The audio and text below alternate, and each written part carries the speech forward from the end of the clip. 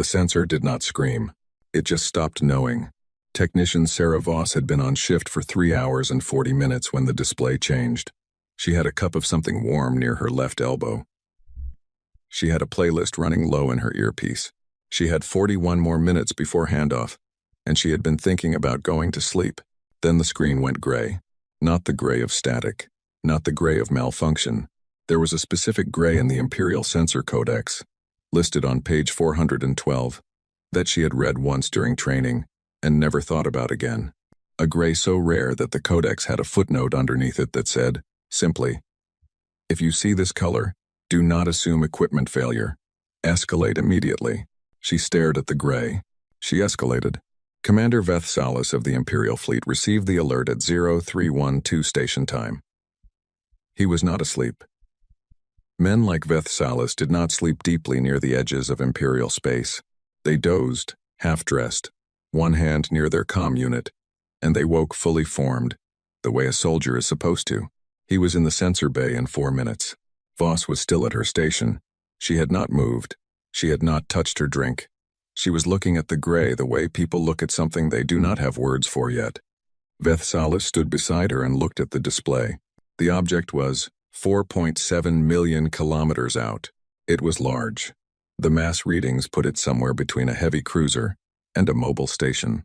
It had a drive signature. He could see the heat bloom of it, far and faint, which meant it was not debris, not a dead rock, not a phantom reading.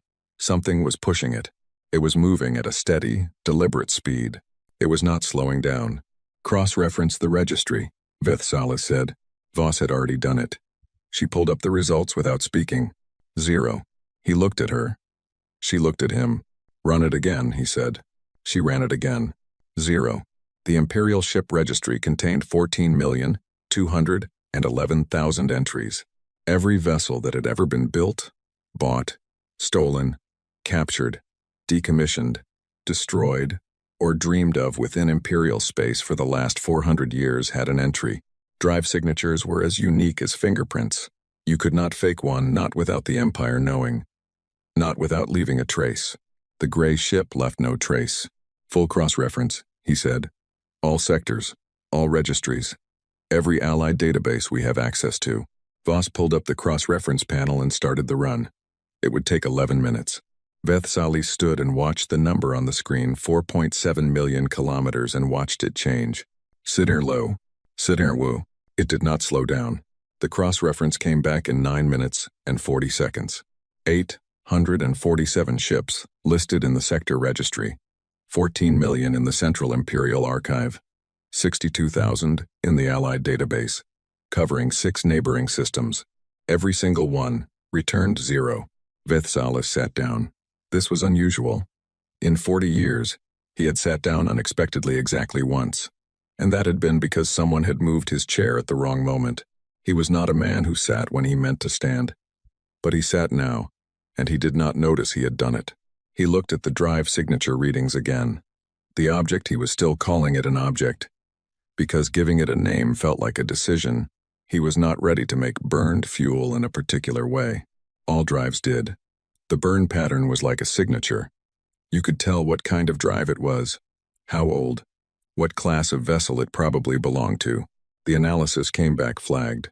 He read the flag 3 times. Drive signature type, unclassified. Fuel burn pattern, no match in database. Hull reflection frequency. Obsolete range sensors, calibrated for this frequency, were decommissioned approximately 280 years ago. Veth Salas set the report down. He picked it back up. He set it down again. The object was 3.9 million kilometers out, still not slowing. By 0400, the sensor bay had 6 more people in it than it was built for. Veth Salas had called in his senior analyst, Lieutenant Commander Dara Hess, and she had brought her own people, and someone had called the station's chief engineer to look at the sensor array itself because 3 people had quietly suggested, in the way people suggest things they do not want to be right about, that perhaps the sensors were malfunctioning. The chief engineer looked at the sensors for 20 minutes. The sensors were not malfunctioning. The object was 3.4 million kilometers out. Hess stood at the main display with a hand on her chin, and her eyes doing the thing they did when she was solving a problem she did not like the shape of. She was good at her job. She had been good at her job for 15 years. And in 15 years, she had learned to trust the shape of problems, the way a doctor learns to trust symptoms. The shape of this problem was very bad.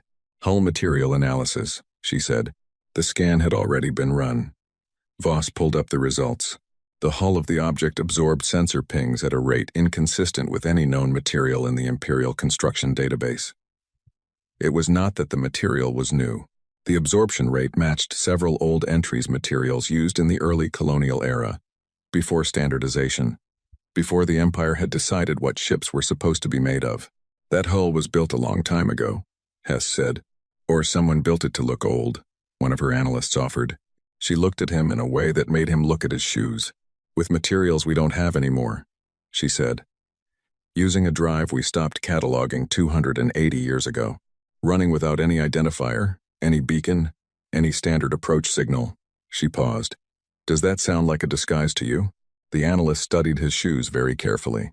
It sounds like something that doesn't know it's supposed to identify itself, Hess continued. Or something that knows, and has decided not to. The room was quiet for a moment. Cross-reference the registry, Vethsalis said. His voice was the same as it always was. Flat. Professional. The voice of a man who had given the same order 4 times now. Nobody pointed this out. The object was 2.8 million kilometers out when someone suggested it might be debris. Moving under power, Hess said. A derelict then. Automated systems still running. The drive output is too consistent for automated drift management. Something is actively controlling thrust. Could be ancient programming. Colonial era automation was, something is actively controlling thrust, Hess said again, not louder. Just the same words, placed more carefully. The suggestion died. Someone else suggested a sensor malfunction. They had already established the sensors were not malfunctioning. But people suggest things twice when they are afraid the first answer was wrong. Vethsalis let it run. He ordered a secondary sensor sweep from the array on the station's far side.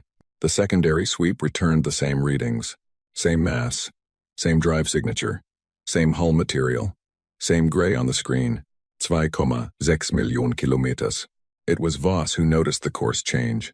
She had been watching the trajectory calculations on a secondary display, the numbers updating every 30 seconds. And she had been doing the small mechanical thing of watching without fully seeing, the way you watch something for a long time that does not move. And then it moved. Not a drift. Not a wobble. A clean, calculated shift. Commander. Her voice was very quiet. The room heard it anyway. Vethsalis looked at the trajectory overlay she was pulling up. The old course was shown in white.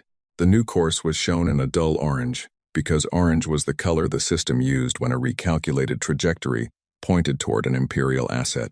The old course would have taken the object through the system at a long angle, passing at closest approach about 1.1 million kilometers from the station. The new course pointed at the fleet, not the station, the fleet. As if something on board had looked at the sensor returns it was getting, the Imperial sensor pings bouncing off its hull, and looked at the formation of ships surrounding the station, and made a choice about which one mattered more. The room stopped breathing. It responded to us, Hess said. She sounded like someone saying something out loud that they did not want to be true. It felt our scans. It adjusted. Vethsalis stood up. He had not noticed he was sitting again. Battle stations? He thought about it for exactly 4 seconds. 4 seconds was a long time for a decision like this. In 40 years he had called battle stations twice. Both times there had been something to fight. A ship with a flag, with a drive signature, with a registry entry, with crew who had reasons for being there that could be understood. This had no flag, no registry, no reasons he could find. He thought about what battle stations looked like from the outside. Weapons hot, fleet in formation, a very clear signal sent to something that was already approaching. And he thought, and this was the thought that took 3 of his 4 seconds, about what it meant that the thing out there had already adjusted course once, deliberately, when it knew they were watching. Hail it, he said. The hail went out at 0441. Standard Imperial greeting protocol. 17 dialects, 4 trade languages, 2 formal scripts. Transmitted on all standard bands. On several old colonial-era bands that communications had to look up the frequencies for, and on the emergency universal signal, that had not been used in the sector for 16 years. Then they waited. 2,2 million kilometers. Ardeni. The object did not respond. Try again, Vethsalis said. They tried again. Hess suggested sending the hail in binary pulse, old mathematical pattern, the kind of first contact protocol used in the early expansion era, when you were not sure if the thing you were talking to had language. They sent that too. Nothing. 1,9 million kilometers. Hess was pulling every archived record she could access, old contact reports, anomaly logs, anything from this sector or neighboring sectors that mentioned unregistered vessels, unknown drive signatures, hull materials from the colonial era. She had 4 people running searches in parallel. She was doing what people who are good at their jobs do when they do not know the answer, which is, search every room in the building until one of them has a window they can see through. She had not found a window yet. 1,7 million kilometers. If it doesn't respond before 1.5, Vethsalis said, we go to battle stations. Nobody argued. It was the right call. It was a reasonable line to draw. He knew as he said it that it was also the most useless line he had ever drawn in his career, because whatever was on that ship was going to do exactly what it had already decided to do, and a fleet in battle formation was not going to change that math. He said it anyway, because it was the right thing to say, and because 40 years of the right thing to say was the only tool he had. Edernlo. Then the comm board lit up. The signal was not on any of the bands they had used to hail it. It was on a frequency so old that the communications officer, a young man named Rel who was very good at his job and who had now been awake for 19 hours, had to physically go into the archive room and pull a hardware adapter to receive it. The frequency was in the Colonial Era Communications Index, in a section labeled Times Retired, No Active Users. It took 11 minutes to get the adapter hooked in. In those 11 minutes, nobody in the sensor bay spoke. Vethsalis watched the object 1.55 million kilometers now, inside the line he had drawn, and he did not call battle stations, because the signal was coming in. And calling battle stations while the thing was trying to talk to you was the kind of decision that ended careers, or wars, or both. The signal resolved. It was audio, not video, just a voice. And the translation matrix, which processed language input and matched it to known languages in the Imperial database, went through 17 dialects and 4 trade tongues, and stopped, flagged, and produced a result that Vethsalis read, and then read again. Language group, old trade standard variant unknown, secondary components, unidentified, estimated language age, 300-900 years, translation, confidence, 61%. 61%. The matrix had never returned 61%. It had returned 99, 100, sometimes 94 for heavy dialect. It had never returned 61. That number meant the language existed in the database. It was close enough to something known, but it had been changed, shifted, grown in directions the database did not have records for. A language grew like that when it was cut off, when it had nobody to compare itself to for a very long time. The voice spoke for 42 seconds. The translation came through in fragments, patchy in places, clear in others. This is untranslatable. Vessel. Designation. Untranslatable. 2. We have been watching, waiting, attending matrix uncertain. Registry. Known, acknowledged, understood to be. Empty. Silent. Void. We are aware. Prepared. Ready. Requesting, announcing, declaring approach. The room processed this. Voss spoke first, which surprised her. They know, she said. They know they're not in the registry. Hess was already running the voice signal through the matrix again, trying to get the confidence higher. They said they've been watching, or waiting. She looked up. Waiting for what? Nobody answered. 1,5 million kilometers. Past the line he had drawn. Vethsalis did not call battle stations. Get me a video link, he said. Whatever we need to do to open one, do it.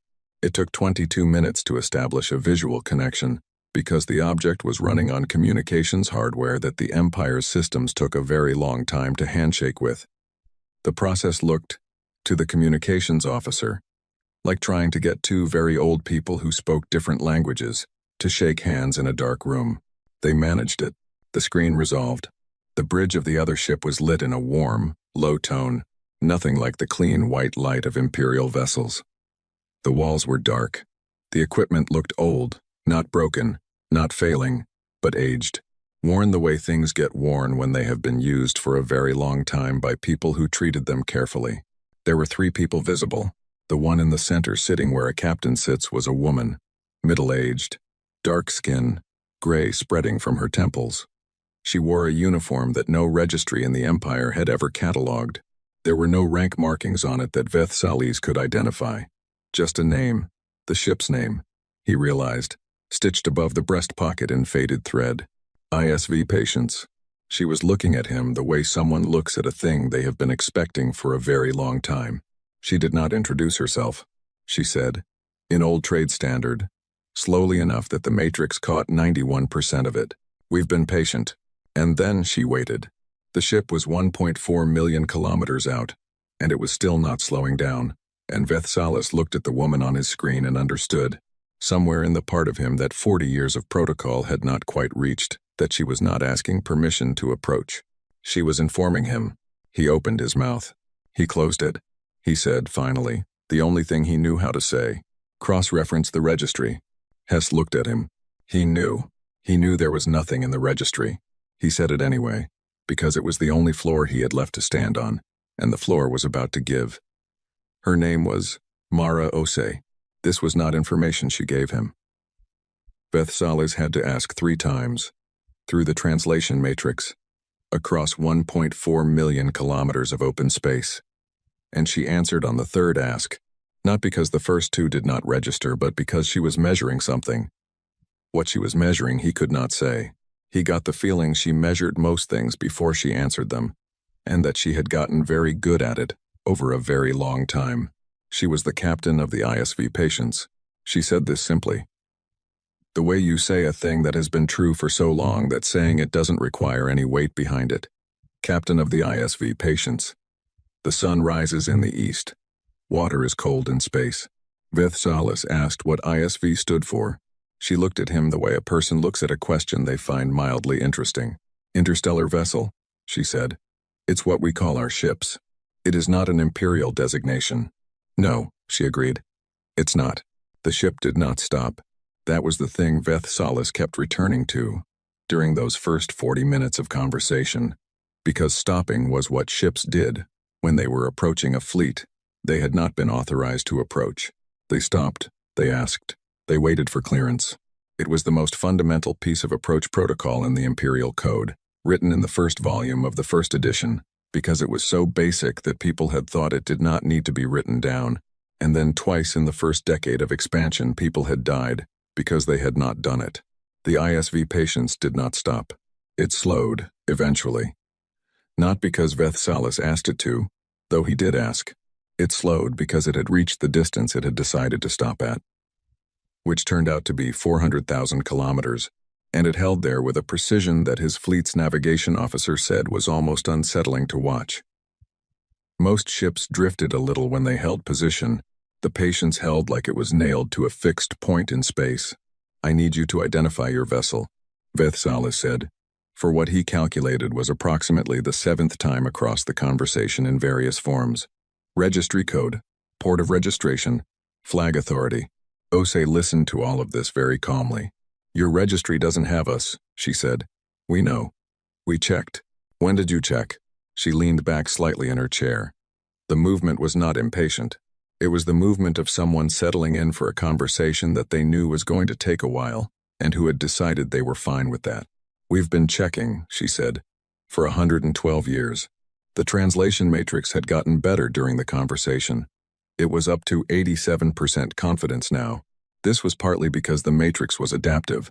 The longer it processed a voice, the better it got at its patterns, and partly because Osei was being very deliberate about her speech. Not slow, just deliberate. She was shaping her words for the matrix, and she knew she was doing it, which meant she had known the matrix would be used before she called. She had prepared for this conversation. Vethsalis thought about how long someone had to prepare for something to be this ready. 112 years, she had said. Checking the registry.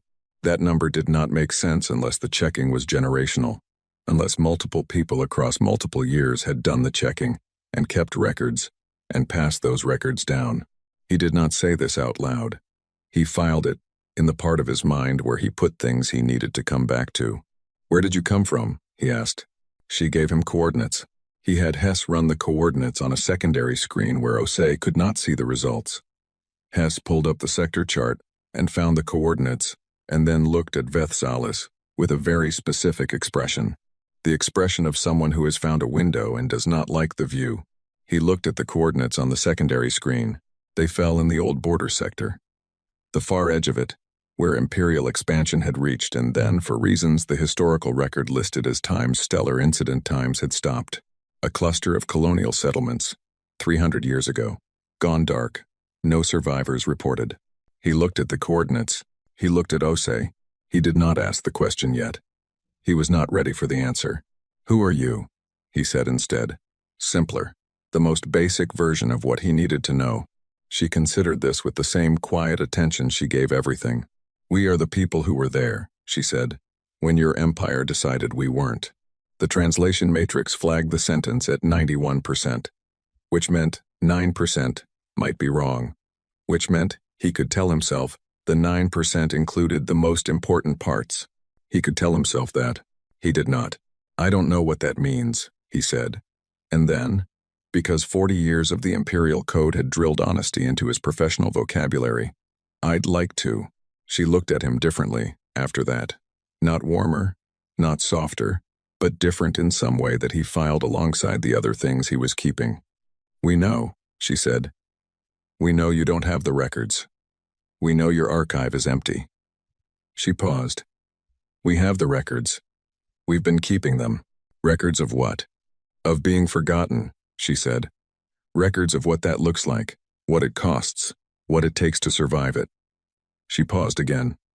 "Records of us." The fleet was in loose formation around the station.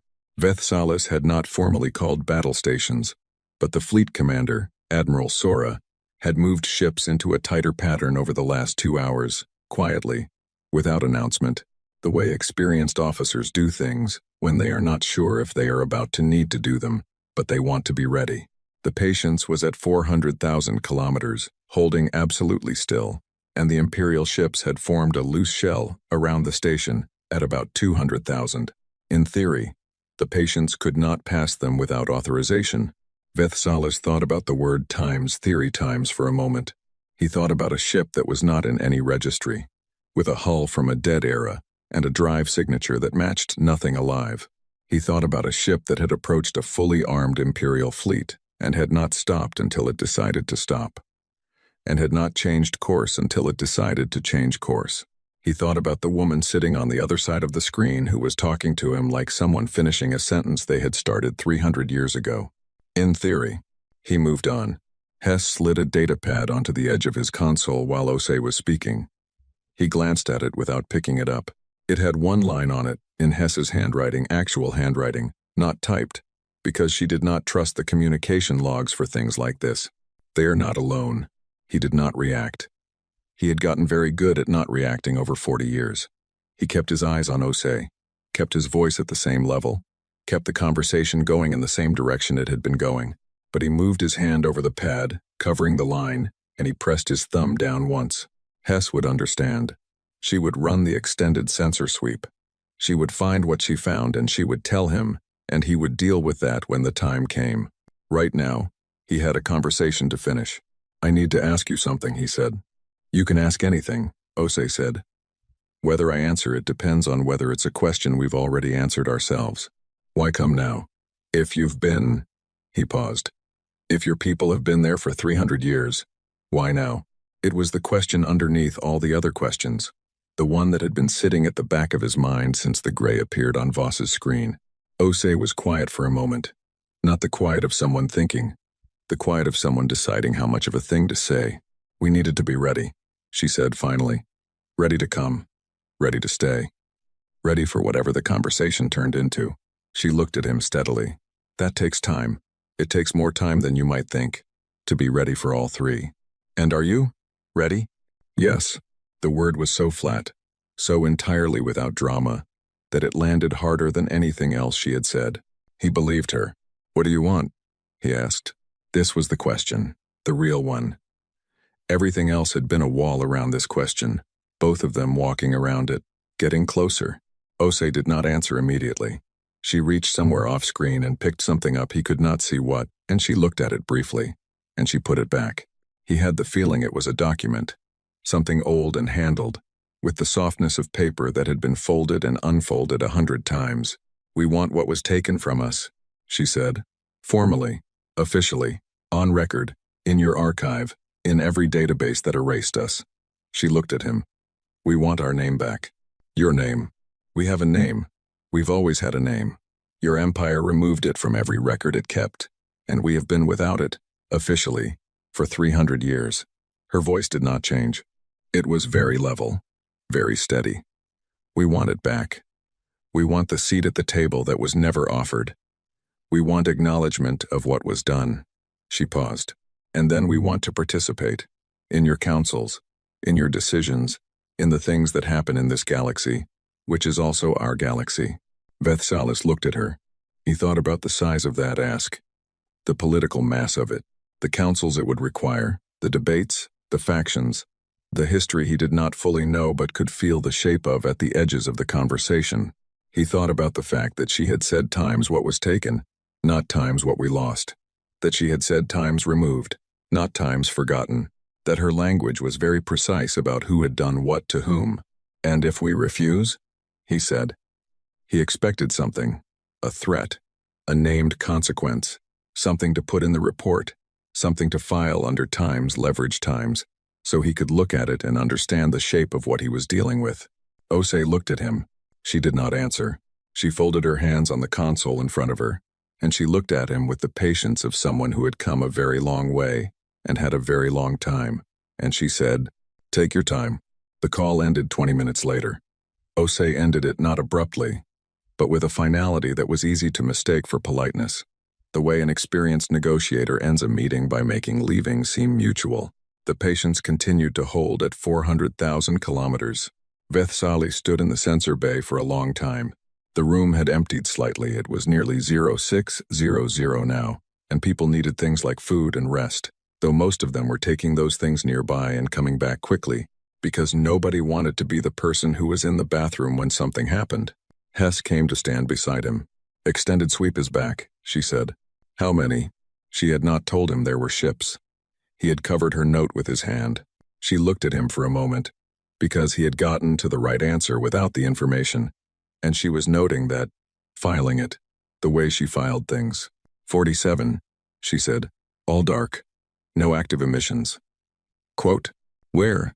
She pulled up the sector overlay on the main display. 47 points, spread through the surrounding space. She had asked the navigation officer to check the formation geometry, and the navigation officer had come back to her with a look. She recognized the look of someone who had run a check and run it again, because they did not believe the first answer. The ships were arranged in a geometric pattern of exact precision, mathematically even spacing, an orientation that put each ship's optimal firing arc, covering a section of space that no other ship's arc covered. It was a formation that had been planned, and planned carefully, by someone who knew exactly what Imperial fleet doctrine looked like. "They know how we fight," Hess said. "They know how we fight," Vethsalis agreed. He looked at the 47 dark points on the display. None of them had moved. None of them had powered up. None of them were broadcasting anything. They were just there, holding position, the same way the patience was holding position with that unsettling, absolute stillness. He thought about the woman on the screen, the folded hands, the patience in the word itself times "take your time" times that was not an offer. That was a fact about the people saying it. People who had been waiting for 112 years while they checked a registry that did not have them. People who had been waiting, before that, for 300 years, before they were ready. "Get me Admiral Sora," he said. He picked up his tea, because it was there, and he had forgotten about it and his hands needed something. It was cold. He drank it anyway, because the next few hours were not going to give him anything better. And cold tea was still tea, and small familiar things were the only steady ground he had left. Archivist Len had not left the records division in 11 days. This was not unusual. He often went 11, 12, sometimes 16 days without leaving, because the records division had everything he needed. A sleeping cot behind the west stack, a small window that showed a piece of sky that was technically outside, which he counted. He was 71 years old, and he had worked in the records division for 43 of those years. And in that time, the rest of the station had come to think of him as part of the building. Fixtures do not leave. They are just there when you need them. He was there when the request came in. It arrived at 0823, flagged at clearance level 17. He had clearance level 9. Level 17 was a number he had technically been aware of. It existed in the administrative code, the same way the far edge of a very large building exists. You know it is there. You do not expect to ever stand near it. He looked at the flag for a long time. The request was simple. A record search. 300 years of sector history. Filtered by colony clusters. The old border zone. The specific stellar coordinates that had been included in the flagged request. The search had already been partially run at the fleet command level by people with clearance level 12 and 13, and they had found references to a file, and the file had been found to be sealed, and the sealed file had been escalated until it arrived, eventually, and somewhat inevitably, at his desk, because his desk was where things arrived when they had gone everywhere else. He made himself a cup of tea. He thought about it. He ran the search. The file was not missing. Missing was a specific thing in the archive. Missing meant a gap in the record, a reference that pointed to a file that no longer existed, like a door in a wall that led to no room. Missing files left holes you could see and measure. This file was sealed. Sealed meant it had existed as an open record once, and someone had reached into the archive and put a lock on it. Sealed meant there was content behind the lock. Sealed meant someone, at some point, had read it and then decided that other people should not. It took him 40 minutes to navigate the clearance structure of the seal. The seal itself was 307 years old, which meant the clearance structure it used was an old one, which meant it had vulnerabilities that modern seals did not have, which meant that a 71-year-old archivist with 43 years of experience could, with patience and the right approach, find a way through it. He found his way through it. He was not proud of this. He also was not ashamed of it. He was an archivist. An archivist's job was to know what the archive contained. He could not properly do his job without access to the archive's contents. This logic was very clean, in his mind. The file opened. He read the header. He put his tea down. The file was a colonial survey record, 307 years old. The format was an old one, early Imperial expansion era, before the standardized forms, when each survey office had its own way of doing things. But the structure was familiar. Survey date, coordinates, species classification, estimated population, strategic assessment. He read the classification header first. Species, Terran, common name, human, homeworld, Sol 3, designation, Earth. He had not heard those words in a professional context in his entire career. He pulled up the current registry, a habit, the reflex of an archivist, and searched for them. The registry returned nothing. Earth, Sol 3. Human, Terran, nothing. He went back to the file. Expansion status. Colonial phase, third wave. Colony clusters active. 14.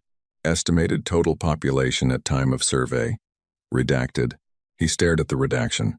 It was thorough, not just the number, but the unit. He could not even tell if it was hundreds or millions. He scrolled. Most of the file was intact, in the way that old files are intact, slightly worn at the edges, phrasing that belonged to a different century, references to political structures and imperial departments that no longer existed, survey reports on each of the 14 colony clusters, population data by cluster, resource assessments, agricultural capacity, drive technology levels, cultural observations, a note about trade potential, and then, near the end, a section header, Imperial Administrative Decision Case, 7.441. Under this header, completely redacted. Every word. Not just the text, the metadata, the author field, the date field, even the department field. Whoever had done the redacting had been very careful. They had not wanted anyone to know who had made this decision, from which office, on which specific day, but they had not deleted the header. The header said times, Administrative decision, which was a specific phrase in the Imperial bureaucratic code. It meant the decision had been made deliberately, at a level of authority that required documentation, and that it had been applied to the species or population described in the preceding sections. An administrative decision, about 14 colony clusters. Len sat very still. He scrolled to the survey notes section. The body of the file, before the redactions, was mostly intact. He read through the cultural observation section slowly, because he was an archivist and he read things properly. The survey officers had been thorough. There were notes about language, multiple languages, even within the Terran species, which the survey officer had found unusual enough to flag. Notes about social structures, notes about conflict patterns and resolution patterns, notes about technological adaptation speed, which had been flagged as notable. And then, at the bottom of the cultural observation section, a subnote from the original cataloging officer, not the survey officer, a different person, junior, someone who had processed the file when it was first submitted and added a routine observation before filing it. One line. It was the only part of the file that had not been redacted. He looked at it for a long time, trying to decide if it had been missed intentionally or by accident. He decided it was by accident. It was in the subnote field, which was a low-importance administrative field, not the kind of place a careful redactor would think to look. Subjects display unusual persistence under adverse conditions. Recommend continued monitoring. He read it 3 more times. Unusual persistence under adverse conditions. He thought about the ship that had appeared outside the station. He thought about the woman on the screen who had said, calmly and without drama, that they had been checking the registry for 112 years. He thought about 47 dark ships, holding perfect formation, which had been sitting out there for how long? Days? Longer? In total silence, waiting. Unusual persistence.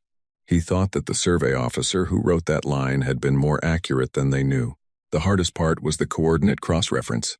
He had the coordinates from the fleet's report, the coordinates Osei had given Vethsalis during the first contact call, which had been included in the escalation package that had come with the sealed file request. The coordinates of where the ISV Patience and its fleet had originated from.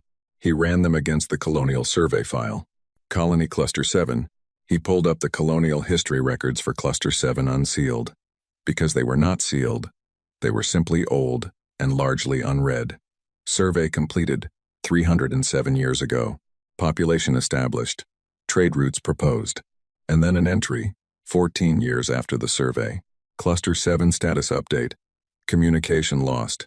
Investigation dispatched. And then, 4 months later, investigation report. Stellar incident. Colony sites, uninhabitable, no survivors, identified, and then nothing. No follow-up. No memorial record. No salvage report. No detailed investigation findings, which was unusual, because Imperial investigation reports were long and detailed and they documented everything, down to what was found and what was not found. The investigation report was 3 sentences. Len had been in the archive for 43 years, and he had read a great many reports. And he knew what a thorough one looked like, and he knew what a thin one looked like, and he knew, with the certainty that only comes from 4 decades of reading documents, that no actual investigation had produced a 3-sentence report. The report had been written to close the file, not to explain what happened. To close it, he pulled up the dates carefully. The colonial survey, 307 years ago. The communication loss, 314 years ago. No, wait, he had misread. He pulled up the dates again. Communication loss, 14 years after the survey. Imperial Administrative Decision, Case 7.441. The date field was redacted, but he cross-referenced the file version numbers, which were not redacted, and the version numbers corresponded to a specific era of the Imperial filing system, which he could date to within a 4-year window. The administrative decision had been made approximately 8 to 12 years before the communication loss. He stopped. He reread this. The administrative decision had come first, before the colonies went silent, before the stellar incident, before the 3-sentence investigation report. He sat with that for a long time. He had been in the archive for 43 years. He had processed thousands of colonial-era records. He knew how colonies went dark. He knew what stellar incidents looked like in the record, the scramble of emergency reports, the investigation that filled 40 pages, the follow-up surveys, the debates about colony placement policy that followed any genuine catastrophic loss. He knew what a genuine stellar incident looked like in the record. This did not look like a genuine stellar incident. This looked like a decision, followed by a silence that had been very carefully shaped to look like an accident. He wrote up his findings, slowly, carefully, the way he did everything. He used precise language and he did not make claims beyond what the documents supported, because he was an archivist and that was the rule. He noted the seal and its age. He noted the redactions and their scope. He noted the survey findings and the administrative decision header and the subnote and the coordinate cross-reference and the discrepancy in the investigation report length. He did not write a conclusion. He wrote, "The enclosed documents, reviewed in sequence, present a pattern that the receiving officer may wish to investigate further." He attached the full file. He marked it urgent and sent it up the chain to Hess, who had requested it, and to Vethsalis, who had clearance for it now that it had been through his desk, and to 3 other addresses that were on the mandatory escalation list for sealed files of this age and classification. Then he made another cup of tea. He took it to his small window, the one that showed the piece of sky he counted as outside, and he stood there, and he looked at the stars. Somewhere in those stars, 300 years ago, a survey officer had written a subnote in a low-importance administrative field, and had probably forgotten they had written it 5 minutes later. A small, routine observation about the people they had just catalogued. Unusual persistence under adverse conditions. He thought about persistence. The specific kind it took to be erased from a record, from a registry, from the official memory of an entire civilization, and not to break, to survive, to build, in the dark, away from every database and archive and record-keeping system that had decided you did not exist. To keep your own records instead. To pass them down. To teach your children and their children's children what they were called, where they came from, what had been done to them, and to keep that knowledge alive for 300 years without the validation of a single official document. He thought about the ship named Patience. He thought the people who flew it had earned the name. His comm unit chimed. "Hess. Len. The file you sent. Yes. The coordinate cross-reference. And? Yes." A pause. He could hear her reading, or rereading, or re-rereading, the way people did when they found something they wanted to have read differently. "The administrative decision came before the incident," she said. "Yes." Another pause. "Does the file have any indication of what the administrative decision actually said?" "No. It's fully redacted. Can you get through it?" He looked at his tea. He thought about clearance levels and archival ethics, and the rules that governed his job, and the reason those rules existed. "I will need some time," he said. "How much time?" "An hour. Perhaps 2. "Oh." A pause that felt like Hess deciding something. "Do it," she said. And then, quietly, in the voice of someone who already knew the answer to the question they were asking, "What do you think it says?" Len looked out his small window at the sky that he counted as outside. "I think," he said, "that it says what every sealed file from this era says. Someone made a decision about a people. The people were considered inconvenient, or dangerous, or simply in the way of something else that the Empire wanted." He paused. "And the file was sealed because the decision was not the kind that looks good in an archive." Silence on the line. "Those 47 ships out there," Hess said. "They came from Cluster 7. "Yes. And they've been there for 300 years. "Yes. And the women on that ship said they've been checking our registry for 112 years. "Yes." Hess was quiet for a moment. He could hear her breathing.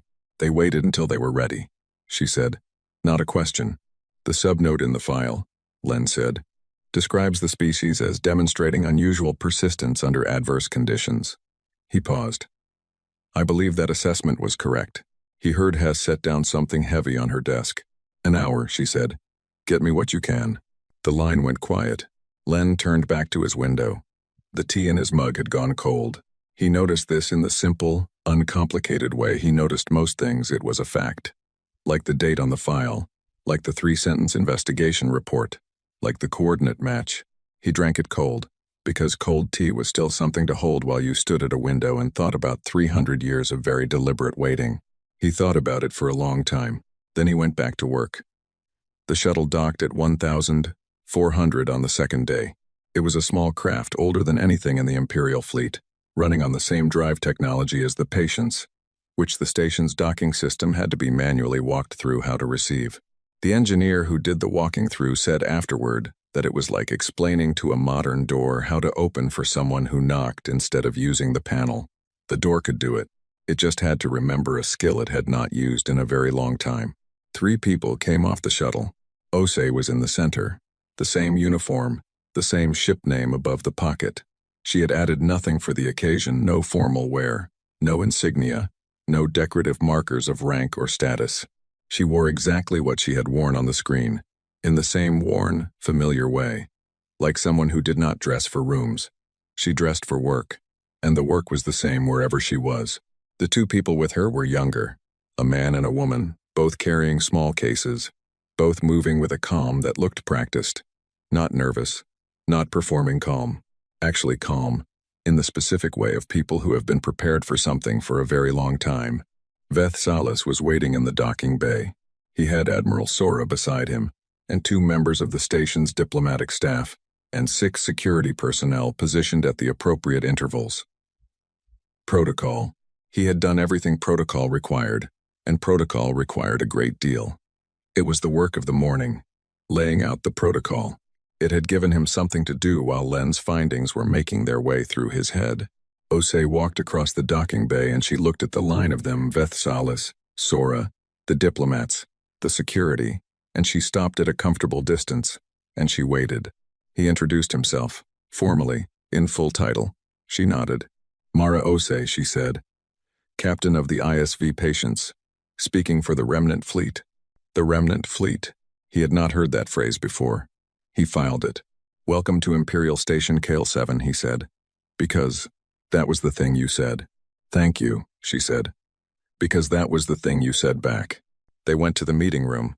The meeting room was on the station's diplomatic level, a room built for encounters like this, with a long table and neutral color tones, and the Imperial seal on one wall, which Veth Salas now looked at and thought about in a way he had not thought about it before. A seal was a claim about authority and reach and ownership. He looked at it on the wall, and then he looked at Osei walking into the room, and he thought about what that seal meant to someone who had spent 300 years being told by that seal that they did not exist. Osei looked at the seal for exactly 1 second, with an expression he could not name. And then she looked at the table. She sat down. At the head of the table, there were chairs along both sides, and a chair at each end. The chair at the head of the table was, technically, not designated. It was the same chair as all the others, physically. But rooms like this had physics of power, and the head of the table was where the person with the most authority sat. And that had always, in every meeting held in this room, been the highest-ranking Imperial officer present. She sat there before he could. Not fast, not rushed. She simply walked to it and sat down, the same way she did everything, with the total absence of apology, as if sitting there was the only logical place to sit. He stood for a moment. He thought about it. He sat in the chair to her left. Sora sat across from him. The diplomats found their seats. Osei's 2 companions settled beside her. She looked at him. He said, "Thank you for coming aboard." She said, "Thank you for the meeting." And then she opened one of the cases her people had brought, and she placed a document on the table and slid it to the center. It was old paper, physical paper, which almost nobody used anymore, which the Empire had not produced in any formal capacity for about 40 years. But it was well preserved, kept in the dark, kept dry, and it had writing on it in a dense, careful script that the translation matrix, running from his comm unit, began working on immediately. Our record, she said, of what happened. 300 years, kept as accurately as we could keep it. He looked at the document. He did not touch it yet. How many pages? He asked. That's the index, she said. The full record is in the case. We've brought copies. One for the station archives, one for the Imperial archive if they'll accept it, one for the council when it convenes. She paused. We were thorough.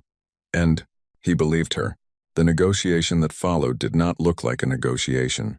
Negotiations looked like give and take. Someone offered something, someone else countered.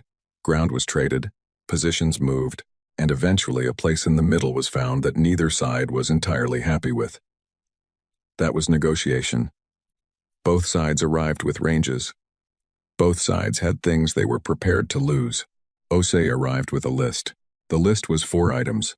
She placed a second document on the table, a single page, and she slid it to the center, the same way she had slid the first one. He read it. He read it again. He looked up at her. She waited.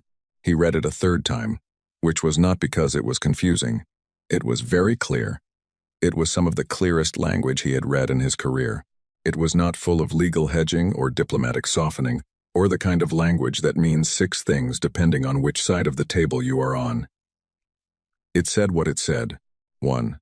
The Imperial Registry is to formally restore the designation Human, Terran, Sol 3, Earth, as an active recognized classification. This restoration is to be publicly announced and entered into all relevant databases within 90 standard days. 2. Imperial Administrative Decision Case 7.441 is to be formally acknowledged and publicly declared. Full declassification of all related files to follow within 180 days. And 3. 1 seat on the Imperial Council to be allocated to the remnant fleet, with full voting rights equivalent to any other council member. The seat to be occupied and its holder to be determined by remnant fleet internal process. 4. Nothing beyond the above 3 items. He looked up. 4 says nothing else, he said. Correct? There's no reparations claim. No territorial demand. No. The 3 items are the ask, she said. We're not interested in making it complicated. He looked at the list again. He was looking at it the way you look at a stone that has fallen through a window. You know what it is. You know what it means. You are just taking a moment with the fact of it before you deal with the consequences. These 3 things, he said carefully, will require council approval. The 3rd item especially, a new council seat. We know how your council works, she said. We've had a long time to learn it. It will take time. She looked at him with the particular expression she had that made time sound like a small and manageable thing. We know, she said. Sora spoke for the first time. The Admiral was a compact woman, silver-haired, 26 years in fleet command, and she had said nothing since they sat down. She had been listening in the specific, total way that very experienced officers listen, not waiting to speak, but collecting. The 47 ships, she said. Osei looked at her. You've been tracking them since yesterday, Osei said. Not a question. Since last night, Sora said. What class are they? We don't recognize the design. They're ours, Osei said. We built them. From what? The materials in your hull are colonial-era grade. We made do, Osei said. And for one moment, very brief, something moved across her face that Veth Salis almost missed. Not pride exactly. Something older than pride. Something that had a long history behind it. 300 years. Gives you time to learn things. Sora looked at her steadily. Are they armed? They're ships, Osei said. Ships are built to last. You build things to last when you know you might need them. That isn't an answer. It's the only answer that matters, Osei said. And she said it without hardness, without threat, in the same level tone she used for everything. We built them to survive whatever came next. Whatever came next is this meeting. She paused. So here we are. Sora looked at her for a long moment. She looked at Veth Salis. She went back to collecting. The meeting ran for 4 hours. In 4 hours, Osei did not change her list. She answered questions about it, hundreds of questions, from Veth Salis and Sora, and the 2 diplomats who had been very quiet for most of it, but began asking things in the 3rd hour, when they had caught up with where the conversation was. She answered every question in the same steady way. She explained the legal basis for the first item under 3 different frameworks. She explained what the second item would require, in practical terms. She explained the third item's precedent in the early council records, when seats had been added before, and how it had been done. She had done her homework on Imperial law in a way that the diplomatic staff found uncomfortable, because the diplomatic staff had expected to be the ones who knew Imperial law. She knew it better than they did. This became clear around the 2nd hour, and after it became clear nobody tried to use procedure as a tool to slow things down, because it was obvious that procedure would not work that way in this room. "You've studied us," Vethsalis said, not accusingly, just noting it. "For 112 years, she said. "That we know of. Probably longer." "Why 112? She paused. The first real pause of the meeting, not a considering pause, but a personal one. Something she was deciding whether to say. "That's when my great-grandmother started keeping the formal record," she said, "of the registry checks. She thought if we were going to do this, we should document it properly." A pause. She had 19 children. She wanted them to know why she was spending so much time at the communication array. The room was quiet for a moment. He thought about a woman, 112 years ago, sitting at a communication array in the dark of a colony that had been erased from every record, running a search she knew would return nothing, and doing it anyway, writing it down, leaving the record for her children. He thought about what that looked like repeated across 4 generations. "What was her name?" he asked. "Ama Ose," she said. He nodded.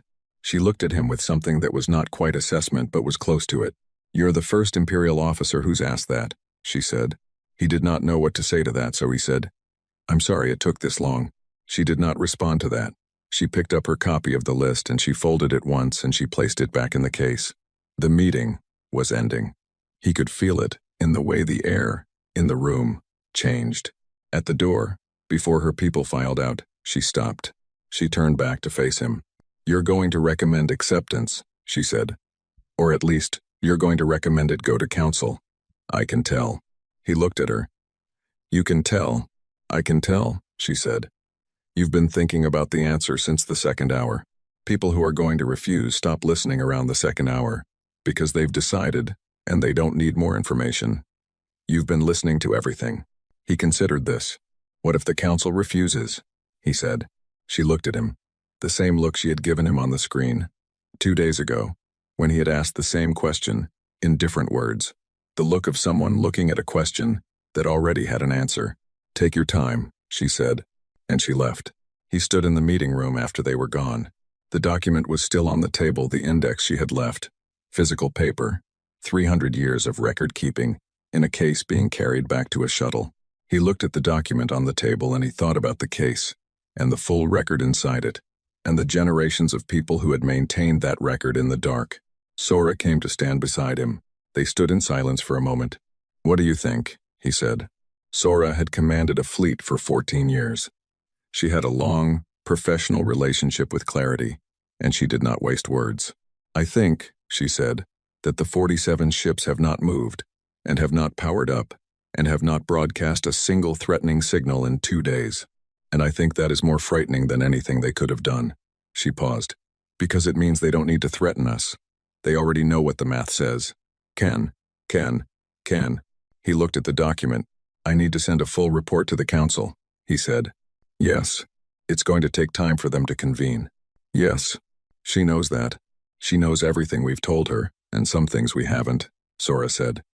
"Send the report, and be honest in it." "I'm always honest." "Be honest about how it felt," Sora said, "to sit in that room. What it felt like to talk to her." She paused. "Because the council is going to need to understand what we're dealing with, and I don't think sensor data is going to cover it." He picked up the document from the table. Old paper. It was thicker than he had realized. The index alone was 30 pages. He thought about what the full record weighed. "Go," Sora said. "Write it." He went. The council chamber on the capital station was built to be impressive.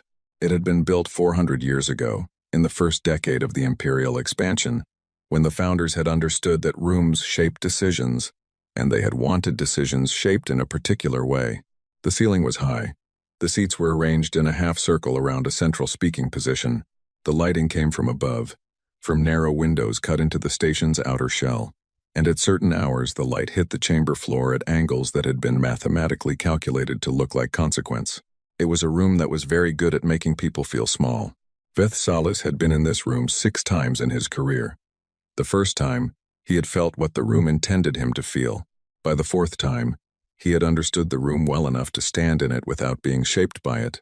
He stood at the speaking position now and he gave his report. It was long. He had written it carefully, the way Sora had asked, and he delivered it the same way.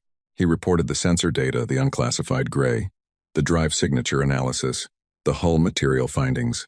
He reported the first contact conversation, the translation matrix results, the language age estimate, what Osei had said, and how she had said it.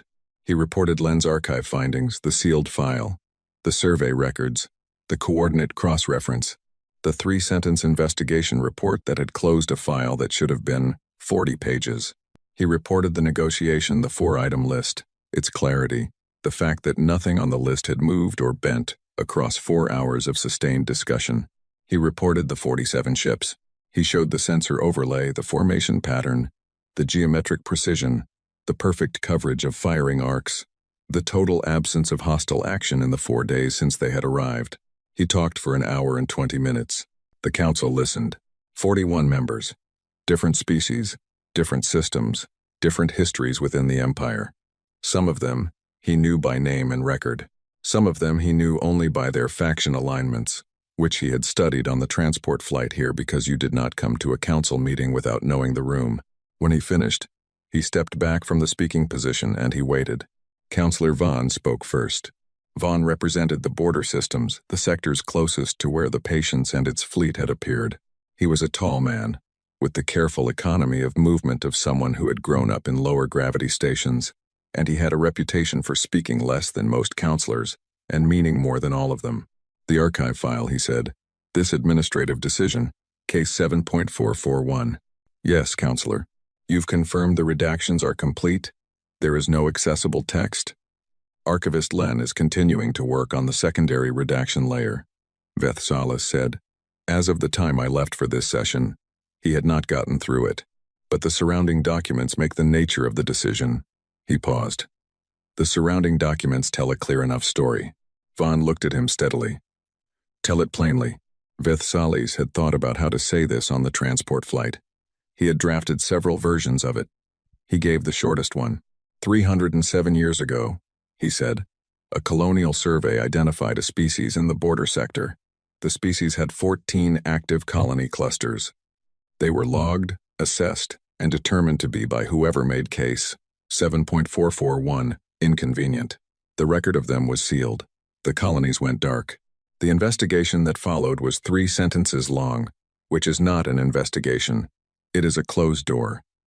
He paused. The people on those 47 ships are what happens when the door doesn't quite close all the way. Silence in the chamber. 3 factions emerged over the next 3 hours. The first faction wanted to refuse everything. This position was held by 6 councillors, led by Councillor Brait, who had spent his career on the Military Affairs Committee, and who looked at problems the way a hammer looks at things it is allowed to hit. His argument was strategic.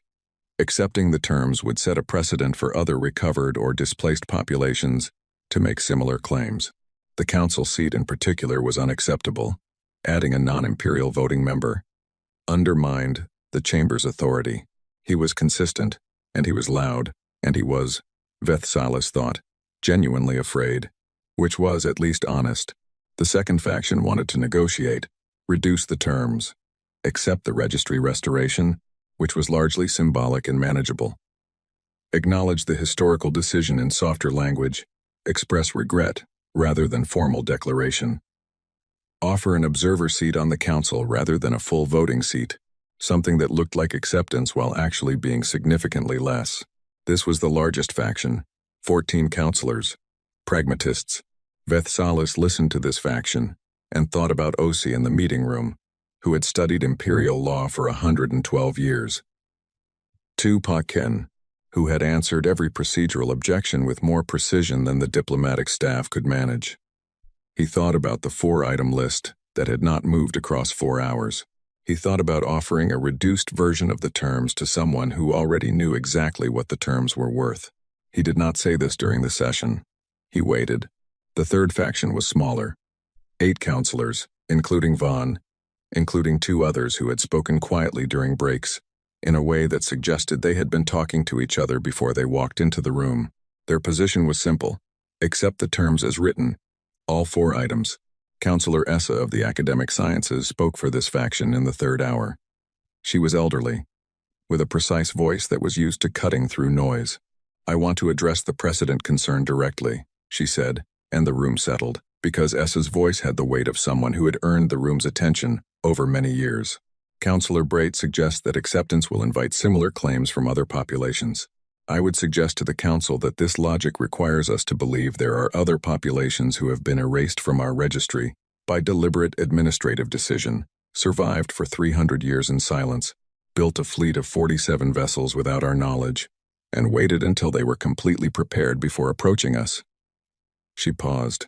If there are other such populations, that problem already exists, and our refusing these terms changes nothing about it. Brait began to respond. Furthermore, Essa continued, in the gentle, immovable way of someone who has not finished speaking, I would like the Council to consider what refusing means in practical terms. Not morally, practically. They have 47 ships, of unknown full capability, that have held position for 4 days without a single threatening act. They have demonstrated restraint beyond what most fleets would show when approaching a hostile posture. They have come to a table. They have placed a document on that table.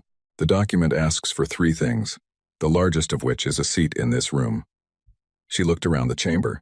I would like someone to explain to me what refusing a seat in this room accomplishes, compared to what it costs. Silence. Brait said, It costs us authority. Essa looked at him. We already lost that argument, she said simply. 300 years ago. The old general was named Harrow. He had not spoken since the session began. He sat in the back row of the council chamber, because general officers at council sessions were attending in advisory capacity, and sat in the back, and he had not moved from his position in 3 hours. He was 78.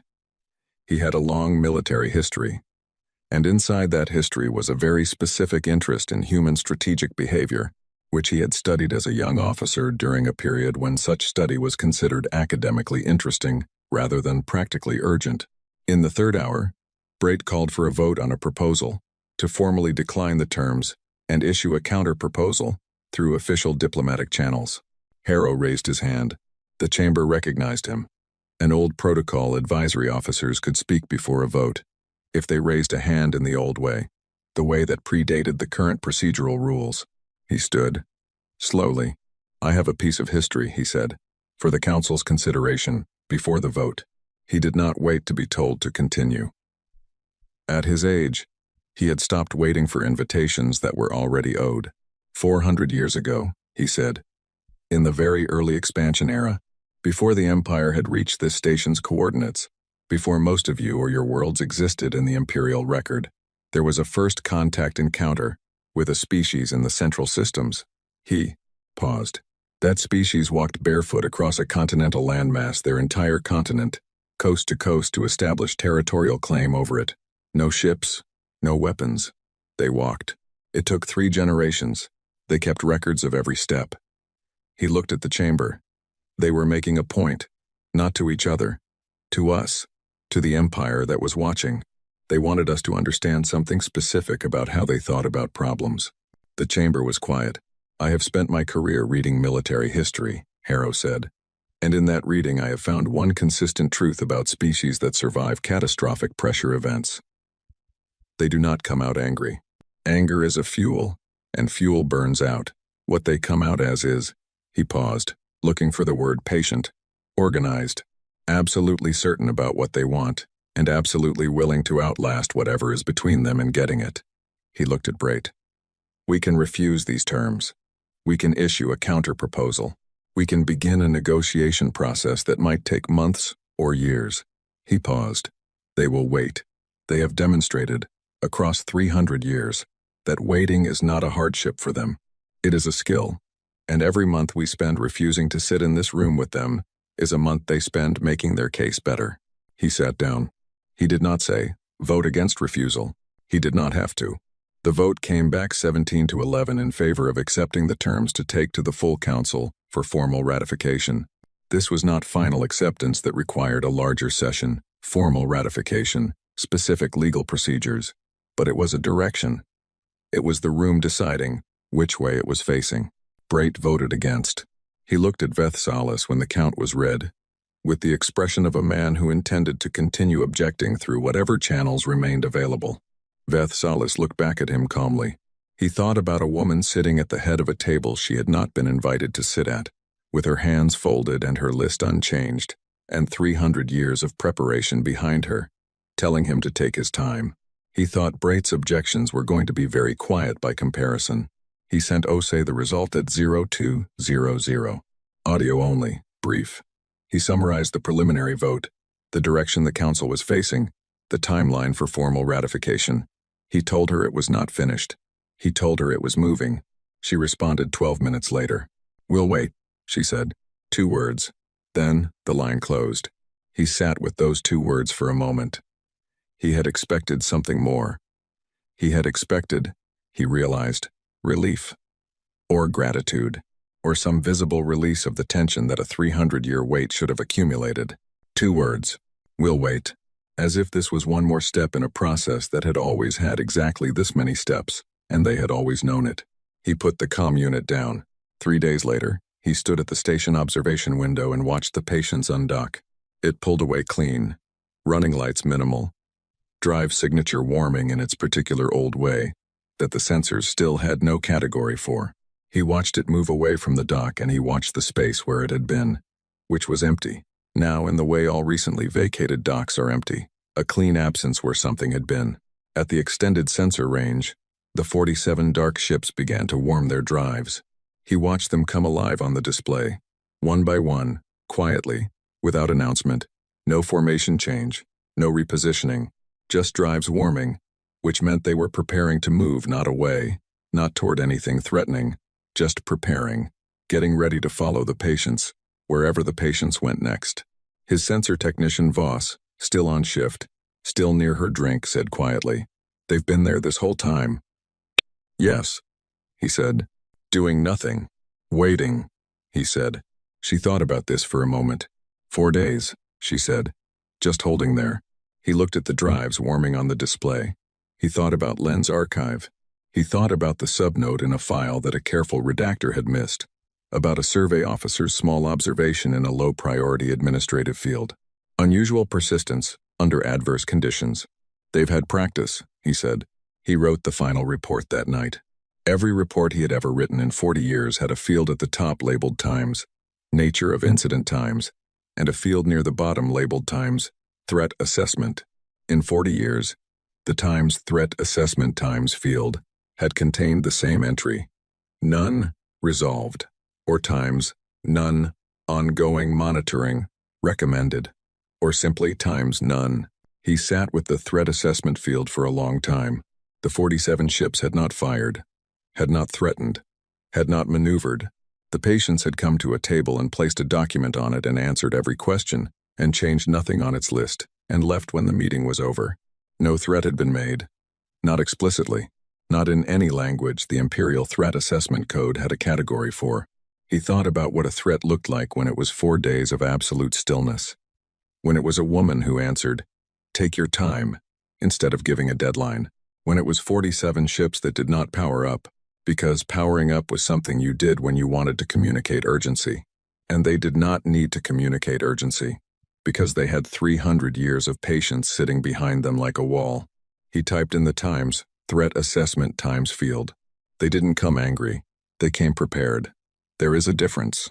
Learn it. He looked at the sentence. He considered deleting it. It was not standard language for the field. It was not measurable in the way threat assessments were supposed to be measurable. A senior review officer was going to read it and make a note in the margin. He submitted it anyway, because it was the only true thing he knew how to write in that field, and he had been honest in reports for 40 years, and he was not going to stop now for the sake of standard language. He picked up his tea. It was cold. He looked at it for a moment. He thought about cold tea and long waits and small things that stay with you. He thought about a woman named Ama Ose, 112 years ago, sitting at a communication array in the dark, running a search she already knew the answer to, and writing it down for her children anyway. He drank the tea cold, because it was there, and because it was his, and because small familiar things were still worth having, even when they were not warm. He closed the report. Outside the observation window, the last of the 47 drives finished warming. On the display, the formation began to move slow, precise, together following the patients away from the station and into the open dark. They moved like something that knew where it was going, like something that had always known. like something that had simply been waiting for the rest of the universe to be ready. He watched them go. The display returned to its familiar green. All registered contacts, all known signatures, all cataloged and filed and in their proper place. Except now, in the registry updated 2 hours ago by a technician in the records division, following a directive from the preliminary council vote, there was one new entry. Not a ship, not a station, a species. Human, Terran, Sol, 3, Earth. Status, active. He looked at that entry for a long time. Then he turned off the display and he went to sleep. For the first time in a week, he slept well.